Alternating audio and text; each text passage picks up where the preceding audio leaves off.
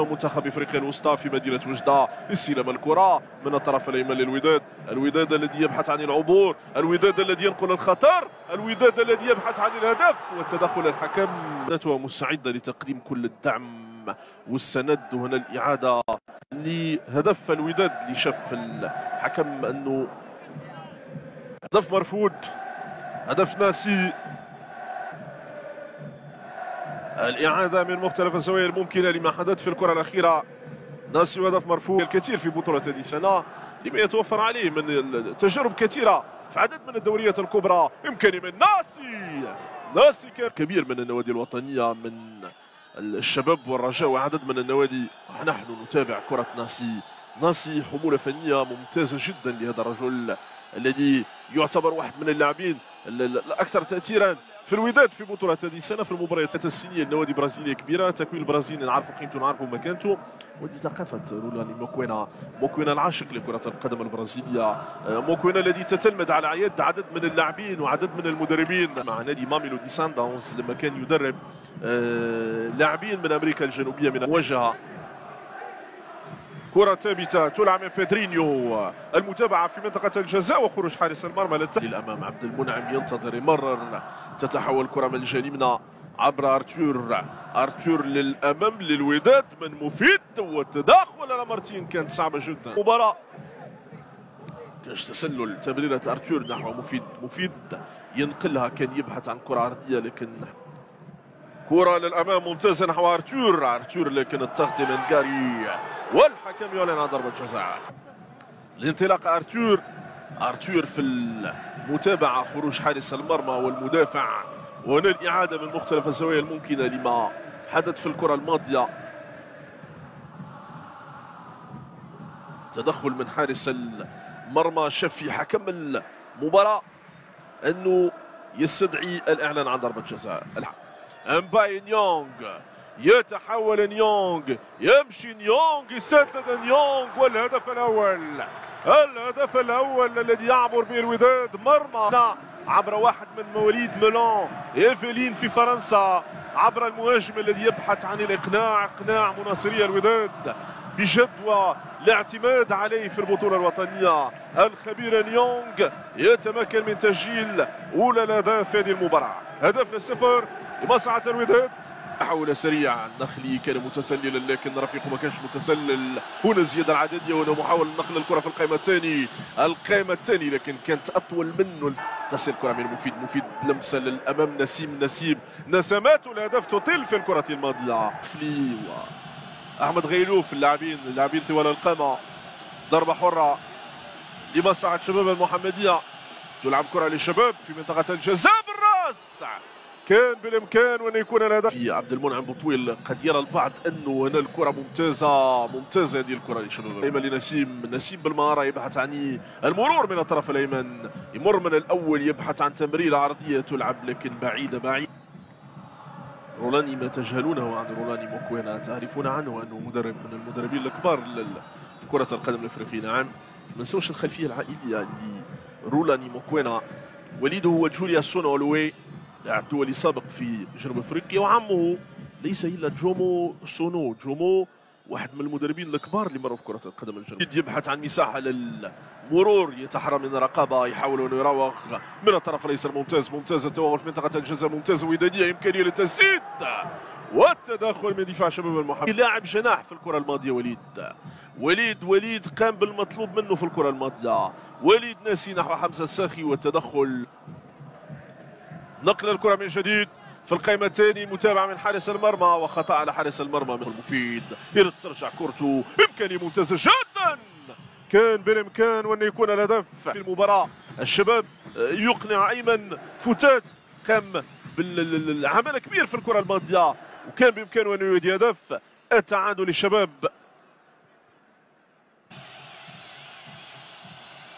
كرة نحو النخلي للأمام، النخلي 1-2 يفضل أن يلعبها من جانبنا. كرة لشباب المحمدية، التسديد من دون أي مصدر.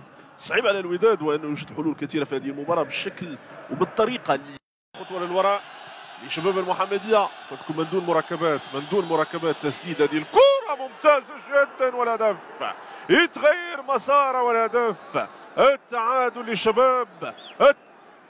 عمل كبير والهدف التعادل لشباب المحمدية.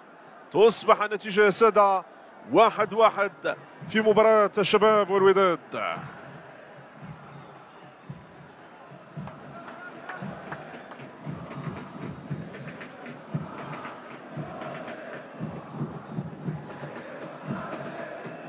سعادة شباب المحمدي. شوف الزيادة العددية من الطرف الأيمن. الشباب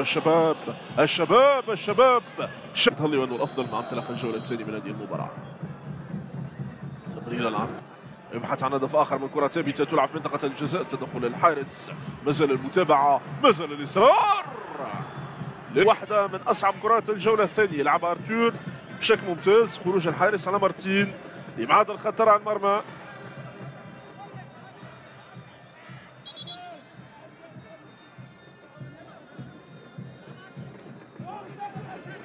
تظهر عدم رضا على الأداء المقدم في هذه المباراة، والخطأ لمصلحة الوداد والبطاقة. ومن وراء الخطورة من غيره وليد ناسي تحس به اللي الوحيد اللي بمقدوره. حمزة وبيدي أو هذا أرتور. حمزة يلعبها والتدخل. كرة ودادية للأمام للوداد. الوداد من نيونغ في الطريق يا نيونغ.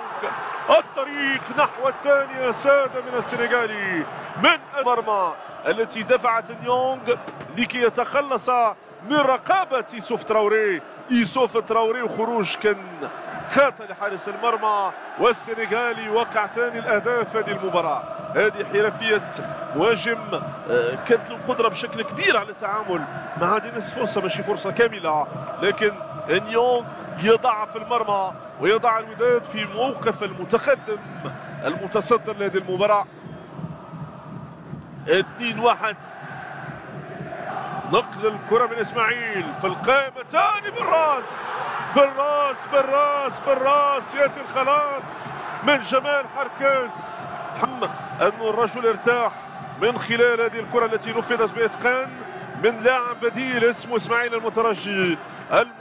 نقل الكرة بالمقاس بالمسطرة والقلم.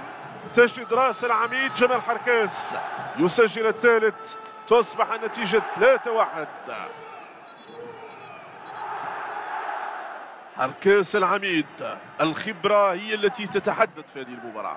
إمكانية للعودة من جديد في نتيجة هذه المباراة. كرة من الطرف الأيمن تلعب في القائمة الأول. نيونغ يا سلام لكنها ضائعة.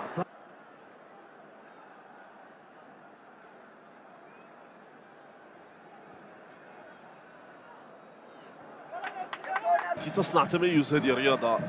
كرة من أرتور. حمزة الساخي في القائمة الأول. المتابعة للمرة الثانية الوداد حقق الرابع في هذه المباراة.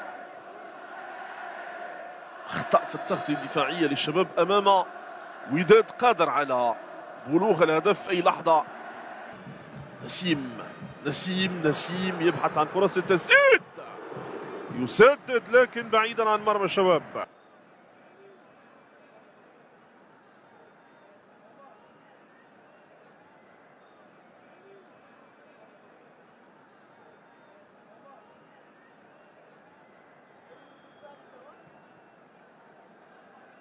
نسيم الشادي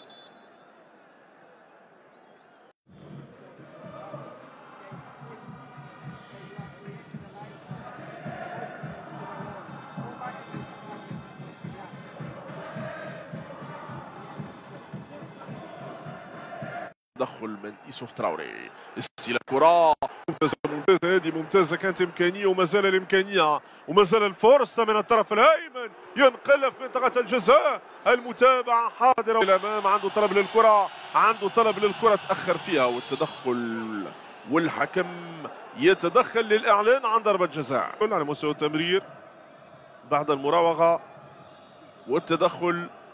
لشاف الحكم أنه يستدعي الإعلان عن ضربة جزاء بعد تدخل محروس.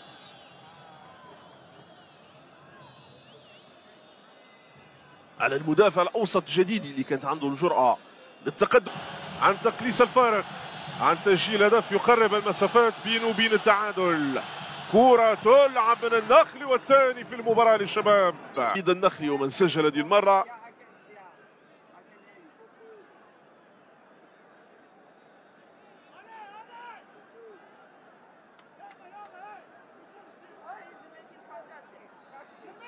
والدردوري سعيد.